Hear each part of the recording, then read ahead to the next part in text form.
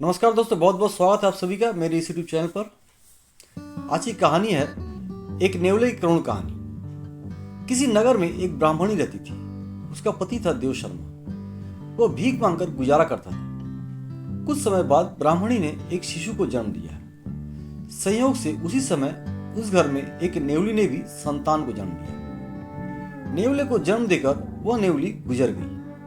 तब ममता के वशीभूत होकर वह ब्राह्मणी उस नेवले को बेटे समान ही पालने लगी। नेवला भी मां के समान ही उसे प्यार करता था।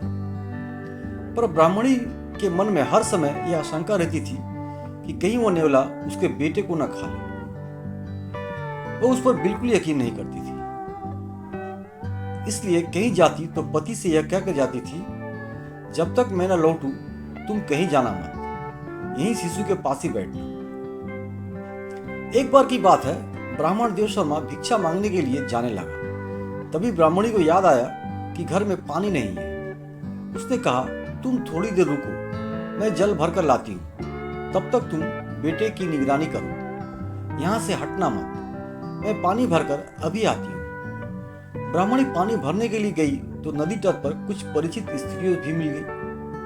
बातें चल निकली। घर गृहस्थी की बातों में समय का कुछ पता ही नहीं चला। अचानक ब्राह्मणी को याद आया कि उसे जल्दी पानी भरकर ले जाना था। वह तेज कदमों से घर की ओर चल पड़ी। ब्राह्मण ने देखा कि ब्राह्मणी को गए बहुत देर हो गई और अभी तक वो लौटी नहीं है। वह दरवाजा बंद करके भीख मांगने चला गया। थोड़ी देर में ही एक विशाल सांप वहां आया। वह दरवाजे को धक्का देकर अंदर आया और धीरे धीरे आगे बढ़ने लगा। वह ब्राह्मणी के उस सोए हुए शिशु को खाना चाहता था। तभी नेवले ने उसे देखा। वो अपने भाई की रक्षा के लिए बहादुरी से उसे भिड़ गया। देर तक लड़ाई चली। आखिर नेवले ने सर्प को टुकड़े टुकड़े कर दिए। उसके मुंह और शरीर पर भी जगह जगह सांप का रक्त लग गया था। कुछ देर बाद ब्राह्मणी पानी भरकर लौटी। दरवाजे को बाहर से बंद देखकर वो मन ही मन बड़बड़ाई। लगता है वे दरवाजा बंद करके चले गए। मैंने कितना कहा था कि हमारा बेटा सो रहा है, यहाँ से हटना मत, पर ये मेरी बात को तो मानते ही नहीं। कहीं इस नेवले ने कुछ गड़बड़ कर दी तो बड़ी मुसीबत हो जाएगी। आखिर ब्राह्मणी यही सब सोचती हुई दरवाजा खोलकर भीतर आ गई। तभी नेवला भी दौड़ता हुआ वहां आ गया। वह जल्दी से जल्दी अपनी बहादुरी का कारनामा मां को दिखाना चाहता था और बदले में मां से लाड और प्यार पाने की आशा करता था। ब्राह्मणी ने देखा नेवले के मुंह में खून लगा हुआ है तो उसके मन में एक ही बात आई, अच्छा तो इस दुष्ट ने मेरे बेटे को मारकर खा ही लिया। गुस्से में आकर उसी समय उसने अपने सिर पर रखे पानी से भरे घड़े को नेवले पर पटक दिया। नेवला उसी समय मर गया। नेवले को अकारण मरने का दुख तो था ही, पर मरने से ज्यादा उसे इस बात का दुख था कि आखिर मां ने उसके अच्छे काम पर उसे यह सजा क्यों दी।